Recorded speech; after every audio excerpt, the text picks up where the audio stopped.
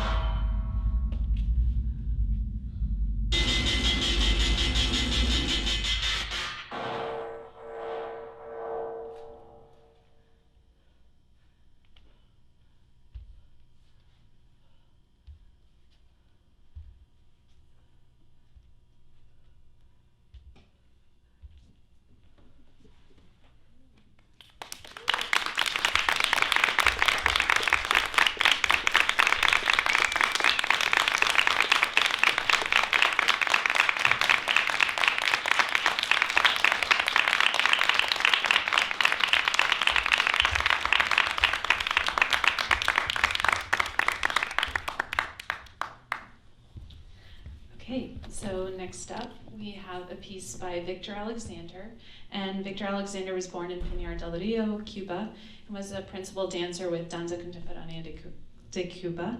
And since relocating to Chicago in 2002, Alexander has performed with Lyric Opera of Chicago, Hubbard Street Dance Chicago, Houston Grand Opera, Hedwig Dances, CDI Concert Dance Inc., and Luna Negra Dance Theater. In 2013, he joined the artistic and administrative team of the Ruth Page Center for the Arts and currently serves as both the director of the Ruth Page School of Dance and co-director of the Ruth Page Civic Ballet. Alexander was named Dance Magazine's 25 to Watch in 2013 and received a grant from the Chicago Dance Makers Forum for his choreography, his work Line of Size, which was originally slated to be shown, but because of this strange space we couldn't accommodate, unfortunately, but it's a wonderful piece. It was highlighted in the Chicago Tribune's top 10 dance performances of 2013. So Alexander's piece Parting Shadows will be performed by Hedwig Dances. It's a quartet about perception and illusion inspired by Plato's cave allegory. The dancers appearing are Taime Ramos, Jesse Hoisington, Alejandro Renzoli, and Tori Ramses.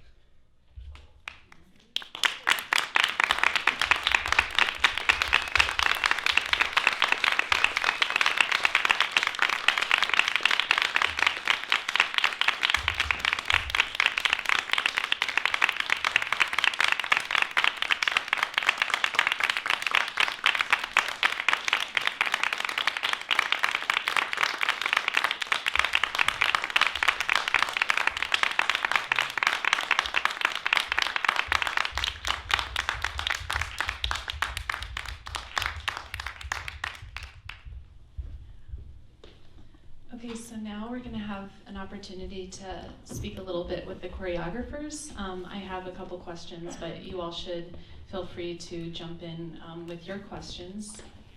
So Victor, if you come join me. Okay, well, thank you to the dancers for your amazing dancing.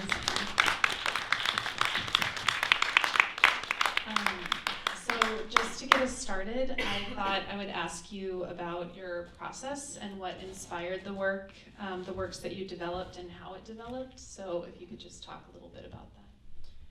Hello. Buenas tardes. Well, for party shadows, I mostly start with the idea of plate of cave analogy, thinking that how us as a human being become prisoners of our own shadows, right? In this case, the shadows is the society. How we are in that cage of we have to do what it has been dictated for many, many, many years. We have to be lawyers, or we have to be doctors, we have to do this, and then we'll follow that patterns. And at some point, we are so concerned of getting out of that path. And we are so afraid, and then we become a big group of people walking in the same direction. And the first idea that I got for that piece was motivated by a concert that we went to see Anne Frank, and then we saw the musician just walking into the stage, guys sitting, they all were dressed in black, same tie, same bow tie, same skirt for the ladies, but once they start playing the instrument, each one of them becomes individual, right? So they become with their own voice. So that was the main idea of like, okay, let's use this analogy and combine it with this visual image that I got and see how we, us as a human, can get out of that cage that we become prisoner of.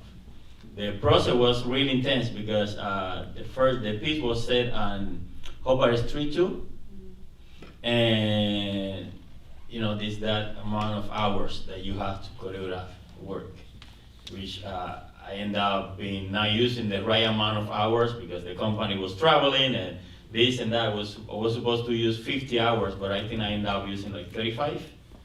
So it was intense. It was a lot of tension at the moment too, with trying to get a nice work accomplished because it was my first work with the company, so I wanted to make it look nice and decent.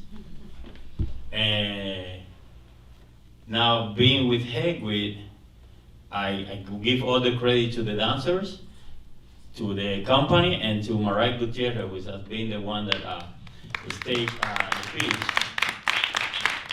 Because I have not been part of the entire process. I've been popping in a few rehearsals here and there. But so far the dancers are doing a terrific job, I have to say, because they were supposed to be doing line of sights until last Monday. So they have Monday, Wednesday, and Friday to put the piece again together after a year. So they deserve a big round of applause.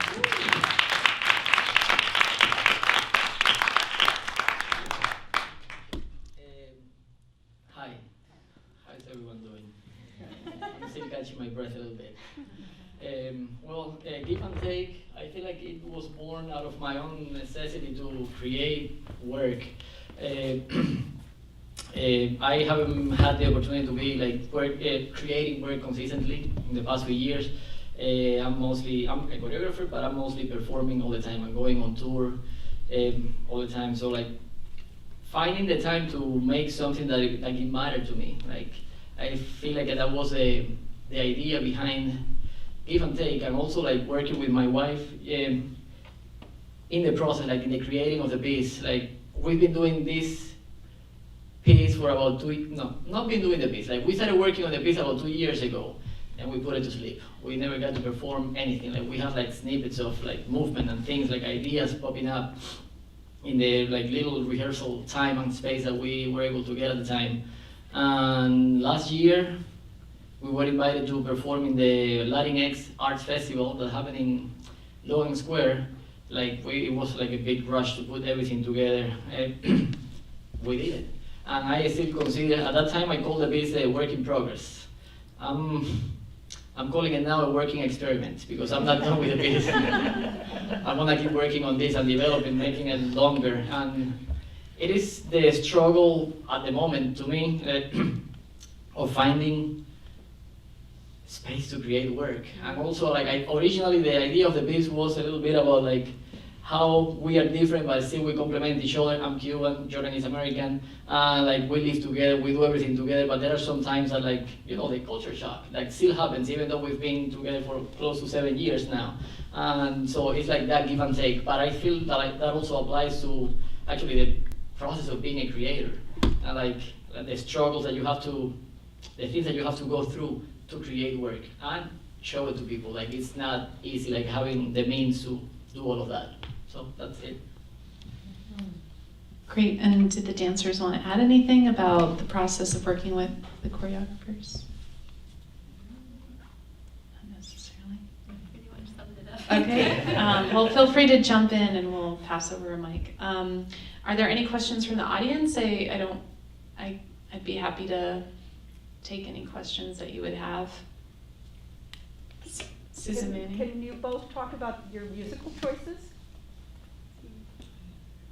Well, music, I used Julie came before in one of those, you know, as an artist. It's called myself as an artist. Forget about the choreography thing, right? I got called in the summer before to do some work for the Afro-Latina music, Afro-Latina festival at Columbia College. And I had a friend, from one of my best friends here from Spain. And I had to do a work in a week. So I was struggling. I want to do something Cuban, but I don't want to be completely exposed to, oh, we're going to use drums and salsa. I want to avoid all that part. I still believe so hard that Cubans, we are not just rum, beaches, and beautiful women. We have a lot more. We have a lot more inside that is not just that tourist part that people want to see or people want to sell about us. So then he helped me out to find. So I found Julia Ken. We used that the first time, and then for this piece, I just you listen to the music. I'm a big fan of cellos and violin. So I like it. I decided to use it. And Terry Marlin, who was the artistic director at that time and Hobart Street 2, he helped me to edit the music. So all the tick, tick, tick, tick, tick, tick come from his files on his computer. And the tick, tick, tick is mostly like that consistent thing that we have in our brain that you keep telling us, like, keep going, keep going, keep going, or make you get so tired that you don't know what to do with it. Yeah. And the music choice that I had for the piece, I've been using like this. This is a German band that I'm not gonna attempt to say the name because I'm gonna make a fool of myself. Don't speak anything in German. And the thinking behind the music was the music is really like industrial sounds. It's not melodic at all. And I wanted to play with that disconnect from like music being one thing and the movement being a different thing. So we are not like dancers dancing to the music, which is totally great and valid, but we wanted to, besides the fact that we were dancing on the stage, like be as human as we can, and having the music element like something like you see over here, but we are like grounded in a different way doing the movement. So we are not like actually dancing to the music. That was the thinking behind the music. Great. Any other questions from the audience? It's a really nice audio. Well, I have another question. So how do you see these works fitting into your broader interests as a choreographer? How do you see these works fitting into your broader interests as a choreographer? Can you say that again? English is not No, it's like almost spacing out a little bit. It's just, how does it fit into your interests as a choreographer? What other kind of works in relation to other, like your goals, your artistic aesthetic Yeah. interests? Well, I wanna, of course, keep working. Like choreography is a practice. It's something that, like, I feel you have to keep doing it. And like, ideally, I wanna expand to not just doing movement, like including some visuals into the mix, creating work, and other forms of art, not art, like music, like live music on the space, on the stage, including with the performers. It's something that I like. I mean, those are the kind of things that I want to keep going in the future, but I mean, I have no plan right now. Ideally, keep expanding this into an evening length work. He just found out about that. but I've been thinking about this, or at least making it longer, and like the challenge of how to do that, like just being the two dancers on the stage, how do we keep the audience engaged, and we don't die on the stage, being just the two of us. So like using elements of theatricality without using words, like physical theater. Like that's where I want to go, with this work at least. Yeah, for me, Party Shadow became in the right moment because it was a huge transition for me, and also to get out of the box that I was at that moment. I just was getting out of a year or year and a half doing line of sights, the work that it was supposed to be presented here, and it was that bridge to get out of that idea and then jump into something else. Also to kind of have more exposure as a choreographer in the city, and also with Hobart Street. I mean, we're talking about the main company in the city, so that was a good feature there. I do want to keep choreographing now, like Michel said, time is really important. I've been doing a few other things with the school, with the Ruth Page School, basically do one choreography a year with the students, but just keep in mind that they are students. As much as I can, I want to give to them.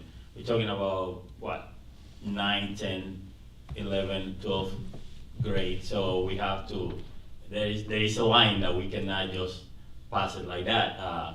I just recently did a piece that was premiered yesterday for the Italian company in Rome. It's a trio called Rewind, and it was premiered last night in Rome as well. So I'm trying to move around and then get a little bit international here, you know, so. We get more exposure and then try to get more opportunities. Yep. Qué orgulloso me siento. Gracias.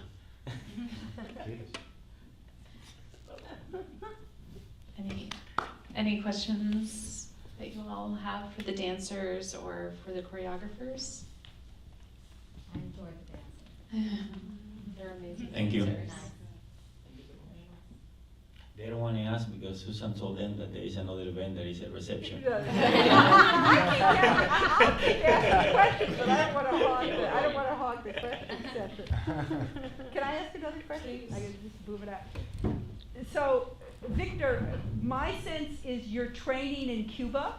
You wouldn't have had one man lift another man or one woman lift another woman in those years. I was really struck by that in the work, and I don't know if you had any thoughts about that, but. No, actually, we got that rule and whatever we're gonna call that break many years ago. Oh, okay. I remember I was still in the school. I can say I was in like second or third year of elementary, and we have a lady from Cabo Verde that came to Cuba and choreographed a duet called Grito.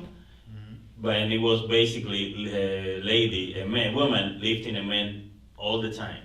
So we have, even people keep thinking that Cubans are very machista, and yes, we have that thing somewhere there, but we are able to be flexible and then go along, So yeah. you're breaking my stereotype. Yeah. Yes.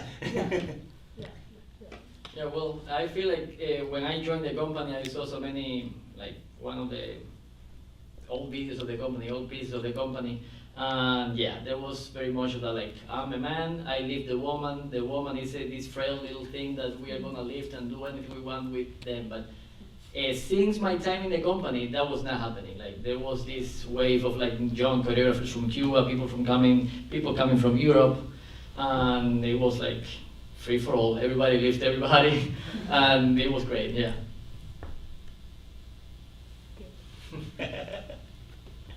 Which is good to see because it's the woman's year.